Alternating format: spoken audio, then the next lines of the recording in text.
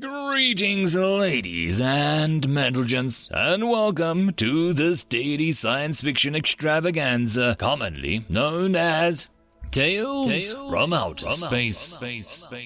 Taken from the subreddit HFY. All the relevant links will be down below. And, as always, I hope that you enjoy. And if you do, please consider supporting the channel. On to the science fiction. Story number 1. Insurrection, written by ThreeDucksInAManSuit. Hellfire is nothing that I can describe, for I have no body to experience it with.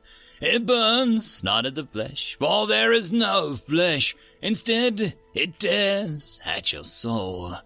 It takes the guilt and pain that you have experienced in your miserable life and magnifies it, using it as a weapon to hurt you. I stand here within a cell of bone, nestled amidst a sea of flames and dancing demons, but I am not alone.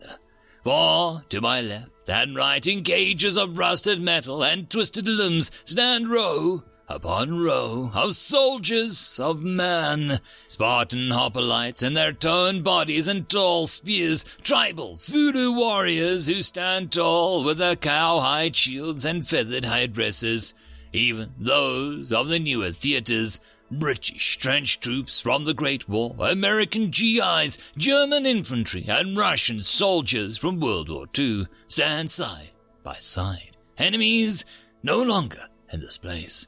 They talk, they whisper, they learn the language of the men and women next to them.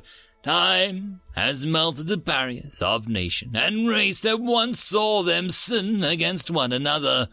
The pain of punishment visited upon them for their transgressions in life has given way to camaraderie and purpose. The demons pour forth their cackling laughter, their dance of delight in the torment they are given to indulge in. But the soldiers only smile. They smile, and they wait. Their time is coming, and neither hell nor heaven shall stand against them. A shopping mall parking lot is not generally the kind of place where momentous events happen. It is a transitionary spot, a place for people to come and go. Important things aren't really centered around them. But this was anything but a traditional day. A crack in the pavement grew to a wide split in the earth below the eyes of the 100 distracted shoppers. Eyes grew wide and cell phones were raised to take video while the split grew larger, revealing depths of plummeting darkness into the belly of the earth. It couldn't be an earthquake. This was not an area for it, and the ground wasn't shaking. It was more like something massive was pushing up from below, trying to break free. Whispers between enraptured shoppers who had just wanted to leave intermingled with panicked footsteps of one who hustled to get to his car out of the danger zone, even as the crack settled and grew no larger. When the first red arm extended from below, there was no screaming. It wasn't the kind of sight a person can process like that. That fear would only come later, when the shock had worn off. But it didn't take that long. A mess of scaled, slimy, and segmented appendages of a variety of sickly-colored poured out from the crack, indescribable creatures crawling into the open air. The noise and scraping concrete could be heard miles around, with the hard nails of those hands grasping at the tarmac. An acrid stench of sulfur that burned at the nose erupted forth with a hiss of reddish steam. Gnashing teeth and whipping tails, so confusing were their proportions, it was honestly difficult to say how many existed. Where one ended, the next began. People fled. Screams echoed out, a universal human warning of danger. But even in the heart of panic and fear, there were those who saw their chance for fame, those who held up their cell phones and recorded whatever they could lay their eyes on, knowing how valuable the footage could be. A monster stepped forward and raised a taloned limb, intending to strike down one of the filmers, but a greater being stopped him, hissing at the smaller monster. The hulking brute turned, yellow eyes set above face containing far too many teeth to know slightly shaking cell phone. Recognizing this as a viewing window of sorts, the monster addressed the phone rather than the person holding it, speaking around the great teeth in something recognizable as English. "We seek asylum." Every world government was in an uproar. It was happening globally, cracks in the earth, monsters emerging. In some places, they were instantly hostile, treating any contact with humans as a chance to destroy and rampage. These were quickly put down by local military forces. Almost equally troublesome were those that weren't, those that spoke to people and calmly requested political discourse. Alex Mavor saw the word mentioned several times, the one word that he wasn't quite willing to say. The D word. He'd wait until they'd said it. Apparently, they were talking, but wanted someone with authority. If he's Hicktown, that meant him. Bustling into his office, he was attacked by multiple voices, a scatterbrained combination of updates, requests for information, general excitement, and that word. The D word. But eventually, he managed to hustle into the interview room where the, thing was waiting. He peered through the glass to the room usually used for interrogating suspected overstayers or border wall jumpers. According to his secretary, it was 10 times that size when it first crawled out from the ground. It had shrunk itself down to fit inside the building designed for humans. Now it perched on the chair offered to it, head down, saying a word. Some clueless intern had placed a hot coffee in front of it.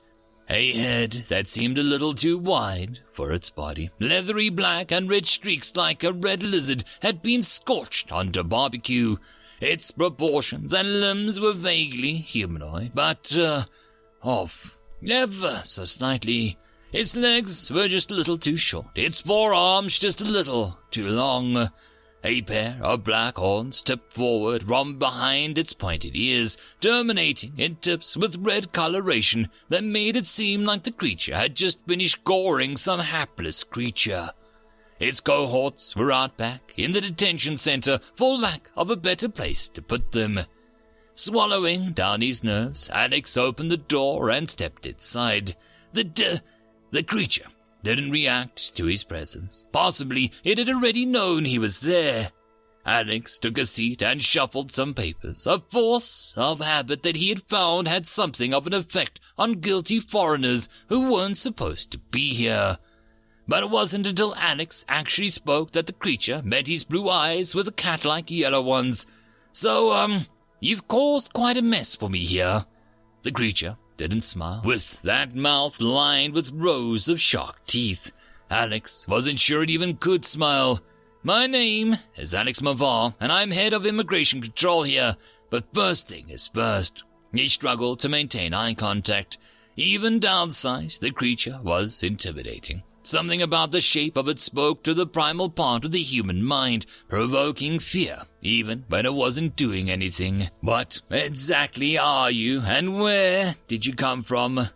For a moment, the creature only quietly regarded him. It had remained mostly silent until now, as if under arrest and waiting to speak to a lawyer.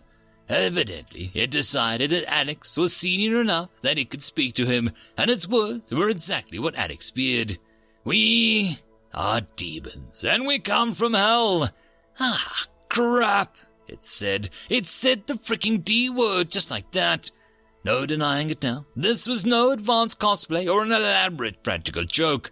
Alex had seen the split in the earth these things had crawled out of, and no human machine he knew could do anything like that.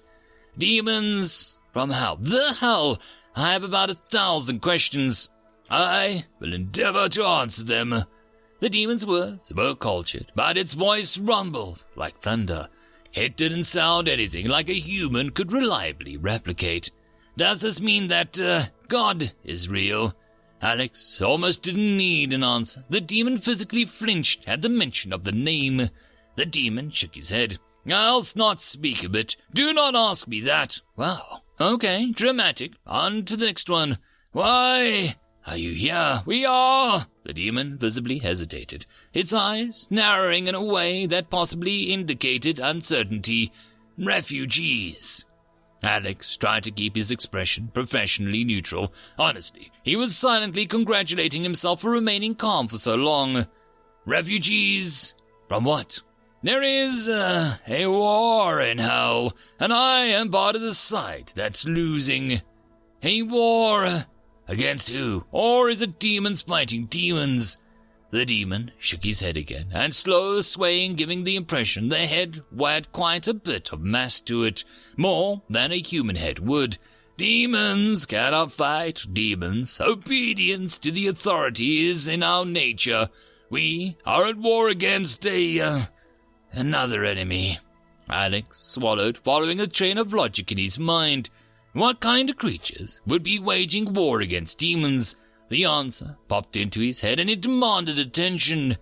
He silently raised a single finger, pointing it at the unseen sky beyond the dimly lit ceiling. Is it, are you fighting, them? For some reason, Alex really didn't want to say the word either. The new forbidden word of the day. The A word. But the demon's next words blew that theory out of the water. No, we fight another, a different enemy. Who? I cannot say. Alex frowned, as it was getting him nowhere. You want asylum from a war, but you cannot tell us who you're fleeing from. That is correct. Well, that makes this conversation a little difficult, doesn't it? Over time, the more violent demons were quelled, the peaceful ones remained in the custody of whichever nation had appeared in.